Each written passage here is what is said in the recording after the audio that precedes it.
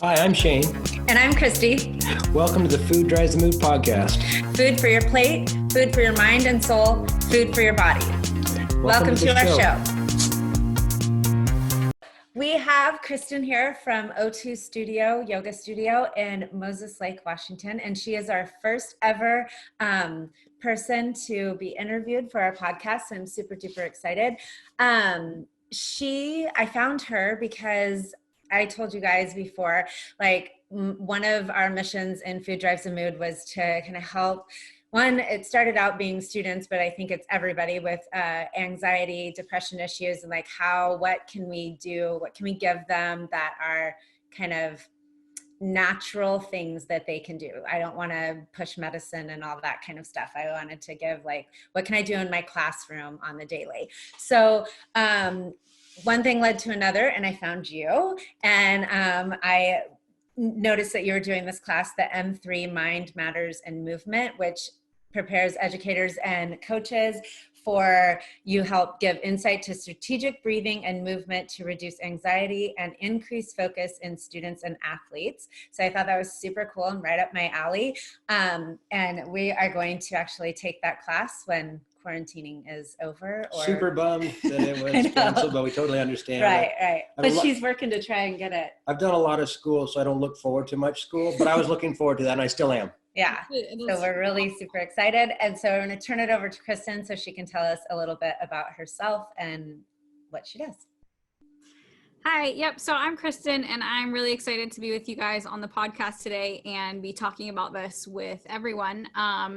So background on me, I was a K-5 educator for 10 years, and during my time in the classroom, I went down the path of yoga and mind-body training just for my own stress relief. And over that 10-year period and sort of mixed in overlapping with it, one thing led to another. I just kept going down that pathway for my own interest and my own self-healing and self-care until the point where I was a fully certified yoga teacher and now also train teachers. And I'm very much immersed in the mind-body training world. And so when I left the classroom in 2017, I realized, wow, if I could give educators and coaches just a few little nuggets of what I have learned in terms of the impact of breathing and movement on anxiety and stress and the ability to focus, if I could give people who touch kids and touch youth, and really it affects all of us. It's not, for me, it started out as child focused because I'm a teacher, but it's for everyone. And so that's when I started working on, and I created this program called Mind Matters Movement, which brings in a little piece of breathing technique that I first found in yoga, but through M3, we talk about how it's impacting the nervous system, and it's so much more than just yoga. It just happens to be that yoga is the avenue that I was on when I discovered it. And that leaves us where we are today. And like we both have already said, this is something that everyone needs, not just kids, but the way that it can impact kids in the classroom is huge. Right. Super awesome. I'm pretty pumped. So we would like you to tell us what you think or what you know, the difference between anxiety and just being nervous. Like I feel my students a lot will be like, I have anxiety, I can't get up in front of class. But if you talk to them, really it's that pit in their stomach that they're just a little bit nervous to get up in front of class. Some of them have the complete, opposite end where they have anxiety. I've seen them have like full-blown panic attacks. So I think that there's a difference, but sometimes that like initial feeling, I feel it's almost like, as a society or even a microcosm within the school environment, that we've given something a label and kind of created an avenue where it's, it's becoming almost the norm, or it's just so kind of blasé to see that I have anxiety. And I'm pretty sure back in the day, I was pretty nervous about doing a presentation in front of the class. So what's changed? What do you think? Great questions. I agree with you. I think that, shy of saying anxiety is a buzzword currently, I really do think that it is. And, it's yeah, it's almost like that golden ticket to not put yourself in that situation where the pressure's on and things might be a little bit stressful and you might be challenged. From the research that I've done and the time that I've spent working around this entire concept, I have come to understand that being nervous is exactly things you've already said, that pit in the stomach, that rise in tension around a real or an imagined pressure. You know, in some cases it's imaginary, you know, like they feel like they're going to stand up and fail and they've put all this pressure on themselves before it happens. And the response that they're feeling is nervousness. So back it up. Being nervous is a response to a specific situation, and it could be good or bad. You know, it could be that presentation in class, that test, that job interview, that first date, right? That phone call to that very important person. It could be a good or bad situation that causes that rise in nerves. Okay. Versus anxiety is a constant. There isn't like a specific trigger in a person that creates this nervous mind, right? So the person who is suffering with anxiety, they have anxiety in all situations all the time. And it's like the lens that they are approaching their life with at that moment is a lens of anxiety, regardless of what the situation that they're faced with. Interesting. So with that definition, that makes me feel even more strongly that probably 99% of students that we deal with, they're nervous. The anxiety is, again, the buzzword or the hopefully like the shield, if you will. If I got anxiety, I don't have to do it. Or the doctor said I don't have to do it. Mom says I don't have to do it. I've got a pill for that. Right. Well, and then, you know, and it's almost like to say, which I agree with you, that's exactly where we are culturally right now.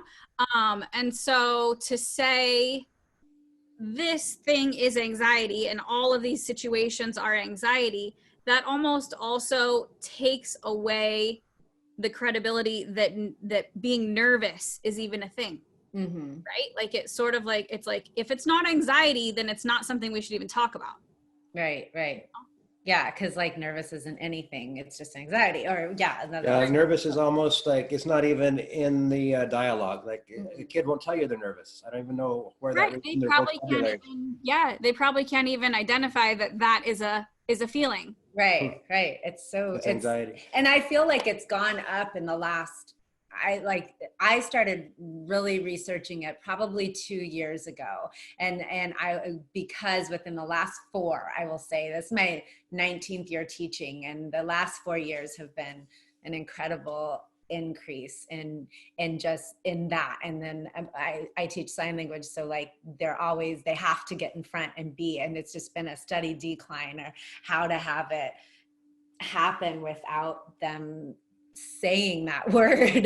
A lot of times I just push them through it, you know, and try or like give them little steps to do things, but I wanted more. And that's what I started like doing some breathing techniques in my class, and it really started working. I had students that were like, I was standing in line and I got really nervous because I was, you know, going to be doing this and this and this. And I remembered that breathing technique. And so I did it standing there and I felt a lot better. I'm like, I know. So what makes me feel like, I don't know, bad for the individuals that really do struggle with anxiety as you defined it, as a everyday, every moment thing. It almost takes away from the fact that that's their life. And it's like everyone that is nervous is calling it anxiety. It kind of lessens what this person is really dealing with in the moment. So true. Well, and then so to frame that person's life as it is right now too, another definition that I have found for anxiety is to have that worry and fear and nervousness so frequently and so intensely that it is interrupting everything in your life. It's interrupting your relationships. It's interrupting how you perform. It's interrupting, again, it's a lens, right? That you're perceiving everything with. So you would be able to know that student who is suffering from anxiety, you would also see in that their peer relationships are deteriorating. Their ability to communicate with you is deteriorating because it's impacting everything, because it's constant. Instead of just one incident coming up, like I need to perform or I have to do this test or whatever. It's a lot of umbrella of things. It's a good way of looking at it.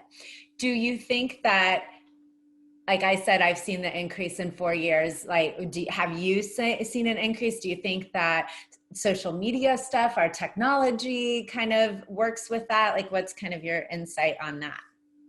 Absolutely. You know, and I think maybe there's probably, if we were to gather all the data, we would see parallel trends in both this shift from being nervous and everything is anxiety, and also the way that technology has changed our expectations on ourselves and our societal expectations on each other. So, you know, half of us have these things attached to our wrists that can tell us what our heart rate is and can make a call around the world and can have 15 messages incoming at one time, right? And it's like, it's right here touching my arm all the time, which is giving me so much external input that the brain can't function. You know,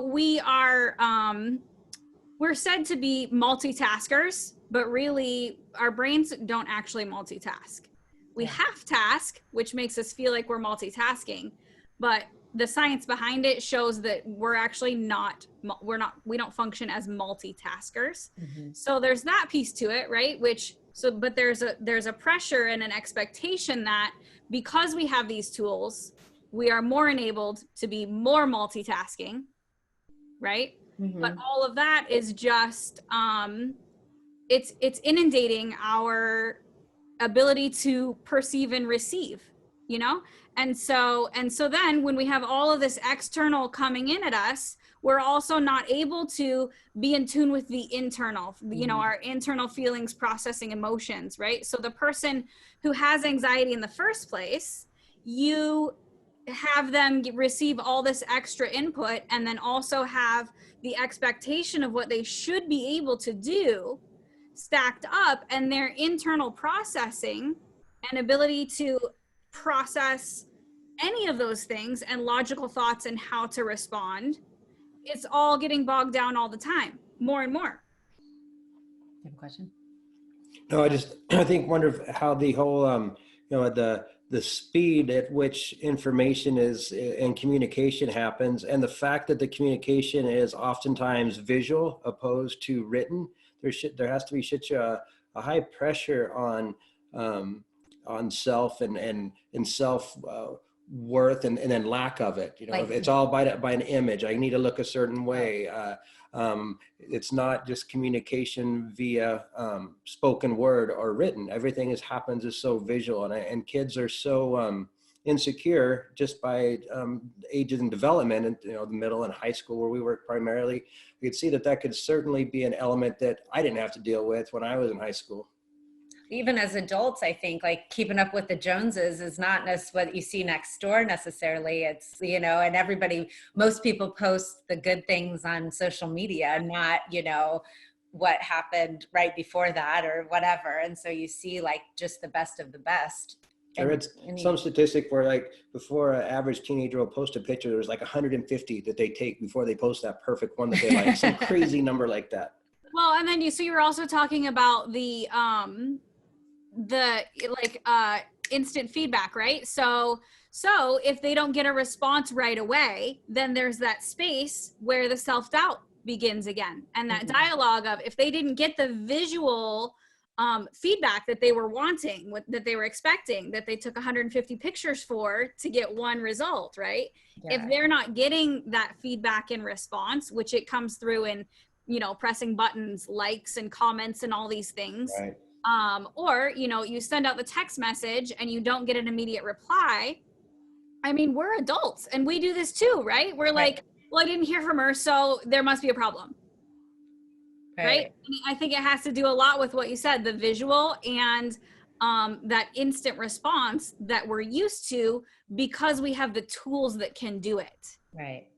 And so that amps up what we would call nervousness a few years ago to that feeling more anxious, and that sounds closer to anxiety. Therefore, it causes anxiety. It's right. Pretty interesting. So Go ahead. Oh, I was just going to say too, which I mean, I'm sure we really could talk about this for days and days. But food drives the mood, right? I remember, let's think, it was probably 2013. I was teaching kindergarten, and I had a kiddo who was a very triggered a lot, I could say. And he would stand on the tables and he would run out of the room. And this was how he was at 5 years old. And through his plan to try to help him self-regulate, my principal at the time, actually, she said, you know, we're watching his behaviors and this is the pattern. And it's like, you know, he comes in hot and he rides high and then he crashes, and then he has lunch and he comes in hot again and then he crashes.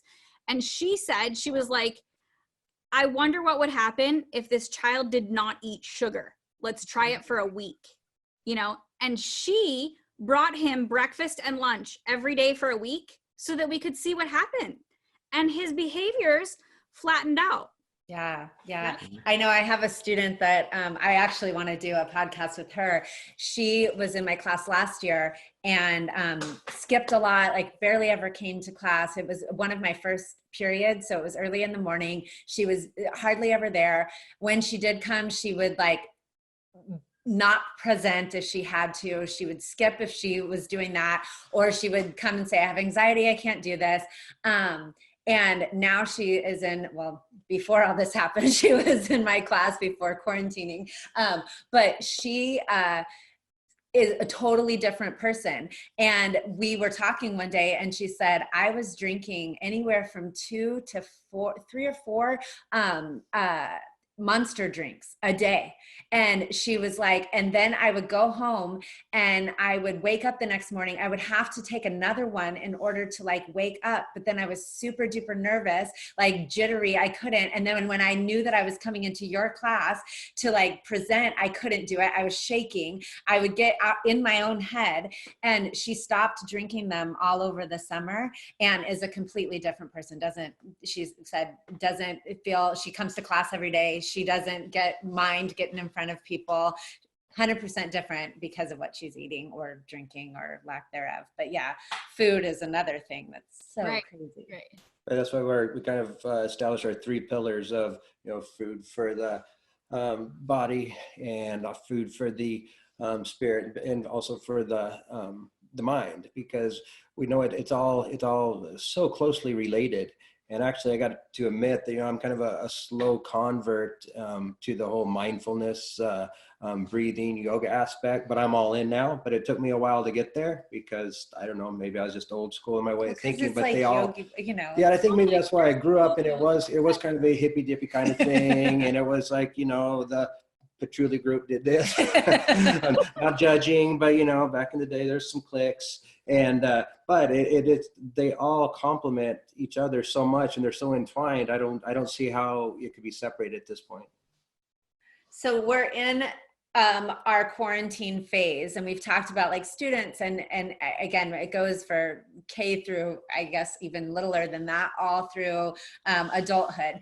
And we see nervousness, anxiety, stress. Obviously, doesn't matter the age, we're comparing each other or ourselves via social media a lot.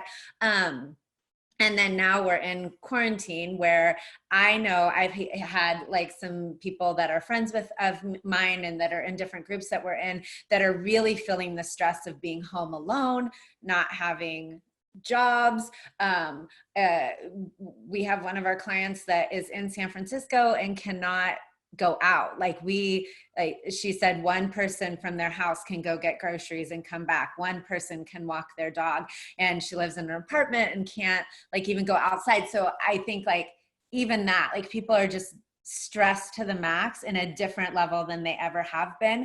And then going back into like just the normal classroom, like getting in front of people, what are some things that our listeners can do? Like what are that they can sit in their living room and do, or in their classroom seats when they're back in them? What can they do?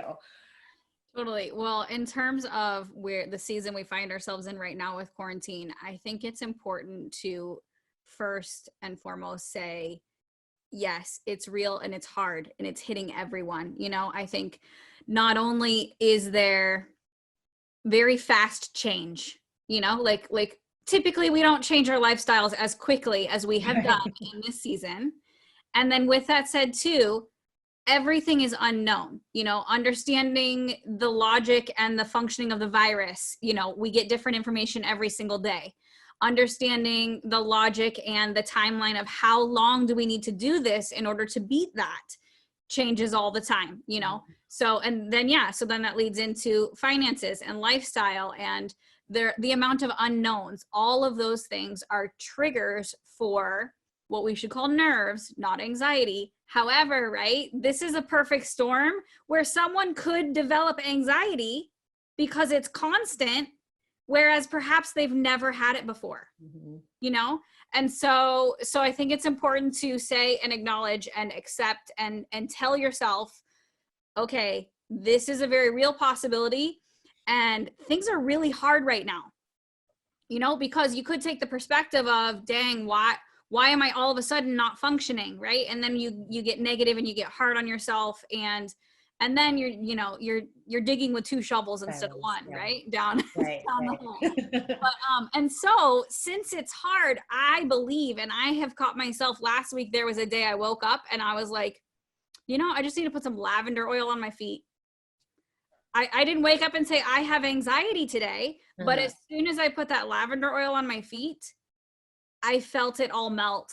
And then I was like, wow, maybe I was anxious, you know? So number 1, movement, right? So in this season, now being in the classroom right before presentation moment, not the best time to get up and go walk a few miles. Right. But in this season where we're at right now, movement is going to help break up the density of the unknown and the worry. Okay, so getting up and moving, even if it's the last thing you think you want to do, it will affect you. Even I've been telling people too, like, even because you might not be able to walk miles or go outside or whatever, like laps in your living room or doing some, we've been doing like some 15-20 minute like workouts, you know, that you can do, or turn on music and just dance. Totally. Just little bursts of energy, right? Right, like, right. Even so, your soul, so I'm not going to get too woo-woo on you, Shane. I'm down now. You're preaching to the choir now. So if we're talking about your energy centers, your chakras, right? Your solar plexus is above your belly button. It's your stomach.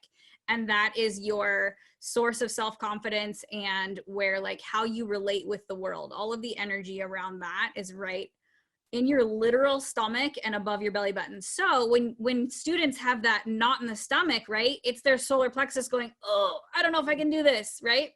So to affect that and break up the density there, you should twist. So literally just like sitting in your chair and twisting both sides, right? And or that stretches that area right there. Yeah, it's going to take your solar plexus and it's going to wring it out like a towel, or lay down on your back and let your knees drop all the way to the right and all the way to the left and go back and forth to, like I said, break up the density that's right at the center of the core.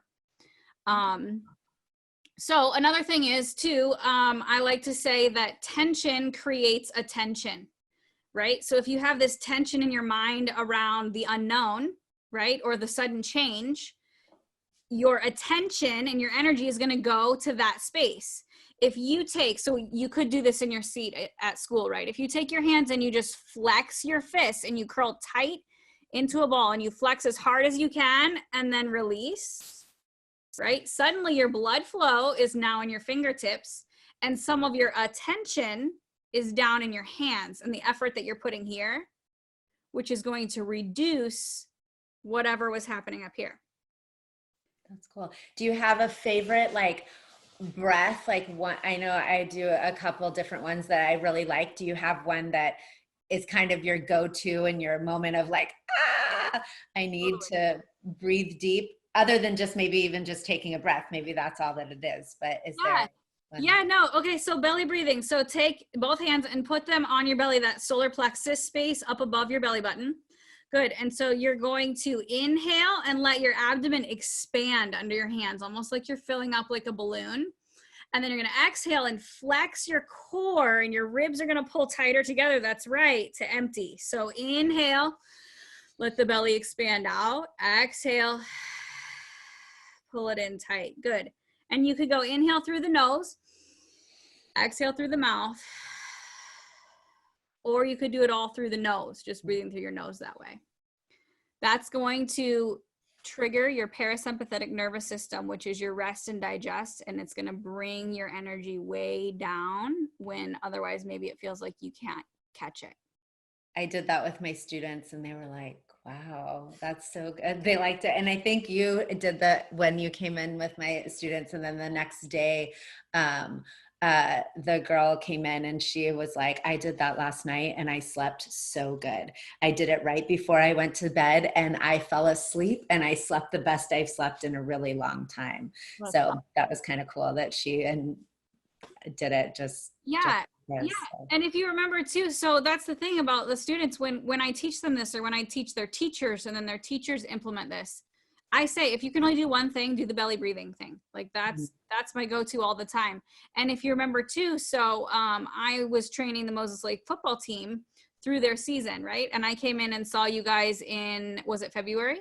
Yeah, somewhere around there. Mm-hmm. Yeah. And so, and in February, 2 of my football players were in your class, right? And I walked in, I looked at them, I said, we're going to do belly breathing. And that's all I had to say. They knew exactly what was about to happen and what the effect was going to be, because it's that good and it's that immediate and so the more I think you said this in my classroom too, that it was really good for the kids that don't just, I mean, it's great to do this when you feel those pressures of anxiety or stress or whatever, but it's also nice to do it like before you go to bed, or, you know, when you wake up in the morning or whatever, so that you just, it becomes like a practice to you, so that when those times where you really need it happen, you have muscle memory. Like a habit, right? Yeah, it's training your muscles. So it's like muscle memory is there, so that, yeah, because, you know, if you were panicking and I was with you right now and I was like, okay, do belly breathing like this, right? You wouldn't be able to attend to learning it while you're in that heightened state. But if you train and practice beforehand, then it's an easy self-regulation when you recognize yourself amping up with the nerves. Really cool. Did you have any other questions? No, I just think, thinking back, that the concepts obviously have been around for thousands of years in certain cultures, and been kind of creeping into the American culture a little bit at a time. I remember I had a teacher, a professor at the community college, and he talked about the stress, and it kind of went through this process where you kind of start with your toes, like when you're laying in bed, to try to get relaxed and kind of work your way up the body, melting into your bed. And everyone kind of snickered and thought it was, you know, this guy was just kind of weird and whatever. But then I think back to, man, he was just ahead of his time as far as sharing this information that he obviously believed in. So this is great, and I'm glad to be an advocate instead of on the outside looking in. Right. So like I said, I want to keep them around 10 or 20, 30 minutes, and we're almost at that time. Sadly, I could talk about this forever and bring food into it and keep going forever and ever. But is there anything that you want to leave us with at all, that is something that we didn't say, or that I think we covered a lot, but we did cover a lot. I think just for the, you know, for the people who are listening and they're saying, yeah, that's me, you know, whether it was the person who now we identify should be calling their feelings nervousness, right, or anxiety. I think all of it, it's really important to give yourself a chance to try it. You know, I actually, so rewind to myself as an almost graduated undergrad.